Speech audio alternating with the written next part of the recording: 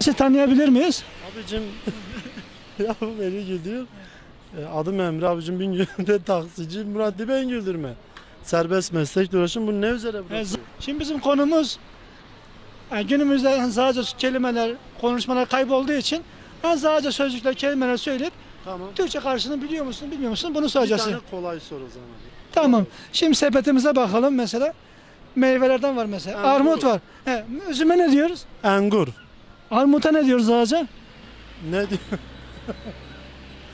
Ne diyorduk Murat? Vallahi biliyordum, unuttum. Murat Heyecan. diyorsun yakın. M ile başlıyor. Murla başlıyor.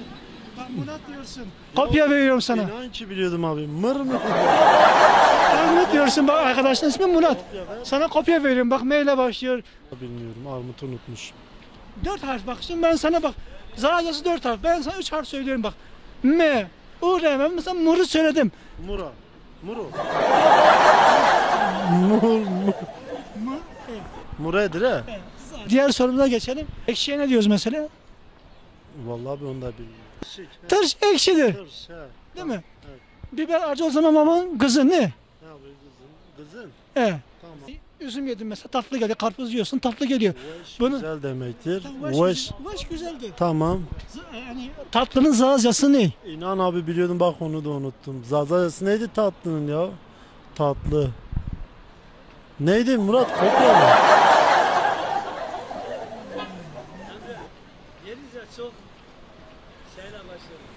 Şirin he. Bildin en azından bir tane kelime şimdi bildin. Peki Zaza Mavon Tal hani Pişmemiş. Türkçesi, talın Türkçesi ne? Tal, tal, ham değildir abi. Sesi ne mesela? Talın Türkçesini bana söyle. Abi talın Türkçesi olgunlaşmamış. Olgunlaşmamış Mavon Kal, o ayrıdır.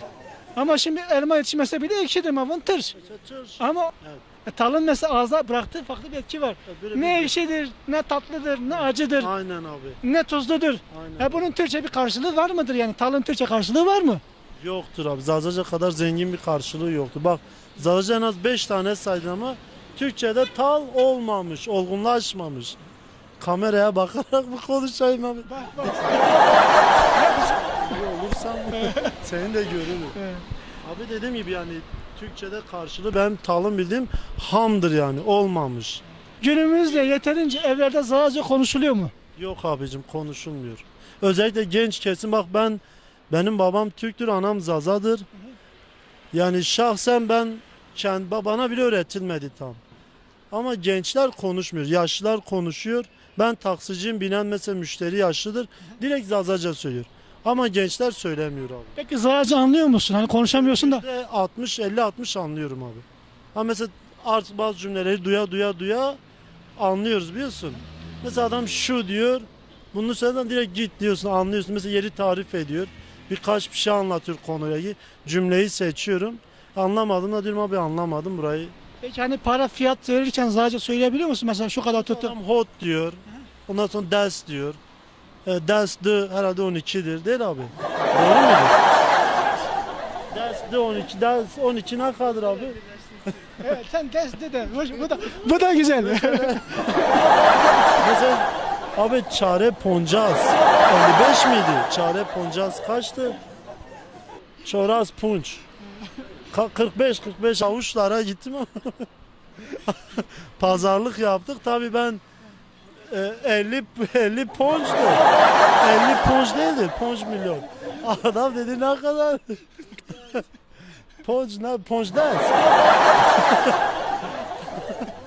Ponç ders 50 değil mi? Ya 50 ne kaldı? Punces tamam. Poncaz. Ben de öyle dedim. Sen ne dedin adama? Dedim ki abi punces milyon, tamam. O da dedi 45 çarpı ponç. 45 değildir. 45 değildir. Ben dedim abi tamam olur, sen gel ha. Aldım götürdüm mesela, anladım orada ha. Öyle yani. Yani bu. Ben öyle bunları anladım. Çünkü bizim işimiz para. Para da iyidir abi. Yani gençliğimizin Zaza konuşması için nasıl bir etkinlik yapılabilir? Nasıl bir girişim yapılabilir? Bunun hakkında fikriniz var mı? Bununla ilgili mesela güzel eğitici tiyatrolar olur. Bak yani tiyatro yapsa bile bir içeriği olsun. Yani hem Zazaca'ya aktarsın hem de eğitici şeyler olsun. Mesela bir İslami konu üzerinden gider. Tamam. Bir ders verir. Bunu Zazaca yapabilir mesela. Zazaca bir ders verebilir. Mesela Zazaca bir nasıl genel kültür olur. Bunun bir belgeselini yapar. Bununla ilgili Zazaca bir tanıtım yapar. Hiç Türkçeyi katmaz. Ama altta Türkçe altyazısı olur. Ha böyle şeyler yapılabilir abicim. Yani kamera bizi çekmiş. Çok seyircinin önünde top da oynamışım. Yani 5000 kişinin önünde ama bu kadar heyecanlanmadım. Ama şimdi abi sor. Aklına ne gelse sor. Açığım yani. Soralım, yine Zazaca'dan soralım. Sor abi. Şimdi sen Zazaca parayı çözdün. Para işini çözdün. Şimdi Zazaca günlere gelelim. Günleri bilmiyorum. Sadece bir harpiyetin alakası olduğunu biliyorum. Arapgil çok gitmiş gelmiş. Valla günlerde yok valla. Mesela Reşon bin Barkı değil abi. Bayram mübarek olsun. İşte anamız öğretmemiş. Bak benim babam benden daha iyi Zazaca biliyor. Türktür, Mersinlidir.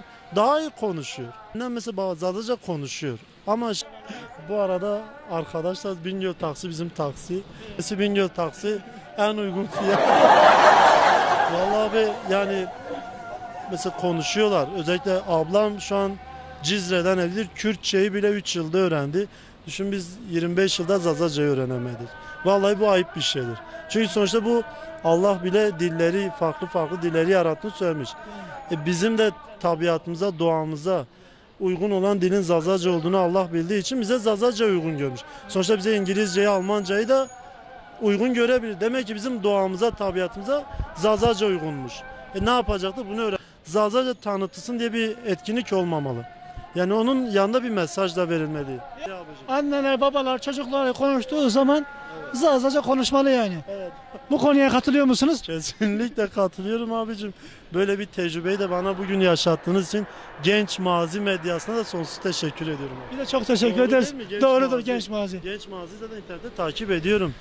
Herhalde Instagram'da, Facebook'ta bir Instagram var, neydi Facebook var. kurucusu? Bizim mahallede oturuyor. Ahmet Zorlular. Ahmet abi zor olan, oğlu var Ferhat. Neyse abi bunları böyle konuşuyor. Arkadaşın almış. Eyvallah. Bu Eyvallah.